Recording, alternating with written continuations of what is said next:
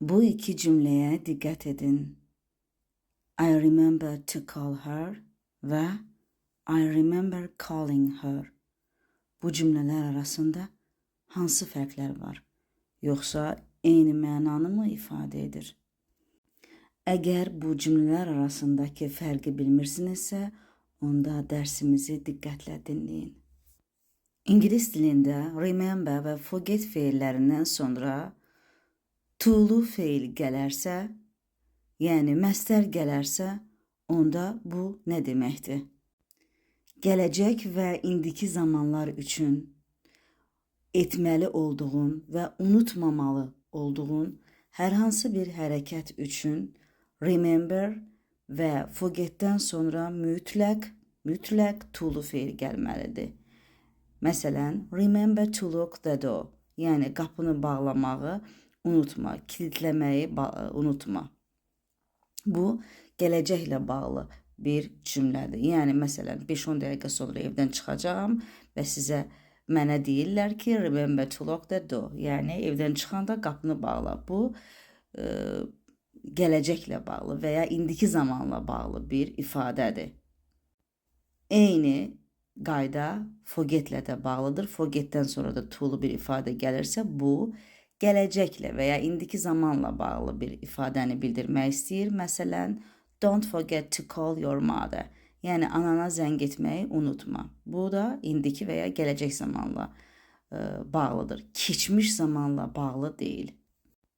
Amma əgər remember və forget feillərindən sonra inkli bir feil gələrsə, onda siz keçmişlə bağlı, artıq keçmişdə baş vermiş bir xatirə, bir hadisə ilə bağlı yada salmağı və ya unutmağı bildirmək istəyirsiniz. Belə ki, bu elə bir hadisə və ya elə bir hərəkətdir ki, o artıq keçmişdə olub bitib və gələcəklə və ya indiki zamanla bağlı heç bir əlaqəsi yoxdur. Sadəcə olaraq biz keçmişlə bağlı keçmişdə baş verən bir hadisəni xatırlayırıq və yaxud da ki, forget, unuduruq. Yenə deyirəm, o hadisə, o hərəkət sadəcə keçmişlə bağlı idi. Nümunə ilə fikrimizi daha da möhkəmləndirək. I remember locking the door. Cümlə nəyi ifadə edir? Mən qapını bağladığımı, kilitlədiyimi xatırlayıram. Bunu xatırlayıram. Mən bunu keçmişdə eləmişdim. Mən bunu hal-hazırda xatırlayıram bunu. Forgetlə bağlı cümlə. I'll never forget meeting you for the first time. Səni ilk dəfə gördüyümü heç vaxt unutmayacağam. Keçmişlə bağlı bir ifadədir. Keçmişdə kimisə görmüşəm. Artıq olub bitib. Keçmişdədir və mən bu hadisəni heç vaxt unutmayacağam. Bu hadisə gələcək və ya indiki zamanla bağlı deyil. Gəlin bir neçə cümlə üzərində biliklərimizi möhkəmləndirək. Məsələn, did you remember to feed the cat this morning?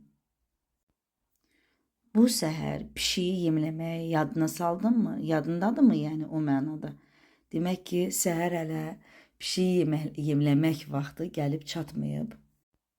Hələ bu hərəkət edilməyib, hələ bu hadisə baş verməyib, hələ indiki və ya gələcək zamanda bu olmalıdır. Sadəcə olaraq bir xatırlatma eləyir ki, yəni yadından çıxmasın mənasında. Ona görə də burada remember feeding yox, remember to feed olubdur. Yəni bu, gələcəkdə və ya indiki zamanda edilməli hərəkətdir, keçmişlə bağlı xatirə deyil, keçmişə aid bir hərəkət deyil. Əgər dərsi başa düşdünüzsə, dərsin əvvəlində verdiyim cümlələrə yenidən baxaq. İndi cümlələr arasındakı fərqi görə bilirsinizmi? I remember to call her. Yəni, mən ona zəng etməyi xatırladım. Yəni, mən indi xatırladım ki, ona zəng eləməliyəm. Bu hadisə, bu hərəkət indi və ya gələcək zamanla bağlıdır. İkinci cümlə isə I remember calling her. Mən ona zəng elədiyimi xatırlayıram, yadıma gəlir. O vaxtlar mən zəng eləmişdim. Keçmişlə bağlı bir xatirədir bu. Forgetlə də bağlı eyni tipli cümləyə baxaq. I forgot to call her. Yəni, mən ona zəng etməyi unutdum. Etmədim. İkinci cümlə isə tamamilə fərqli mənadadır. I forgot calling her. Yəni, mən əslində ona o vaxtı zəng eləmişdim, amma zəng elədiyimi unutmuşam. Görürsünüzmü cümlələr arasında nə qədər böyük fərq var. Sadəcə bir to və ing şəkilçisi fərqi görsənir, amma mənaca çox böyük fərqlər var. Əgər mövzunu başa düşdünüzsə, onda suallarıma cavab verin.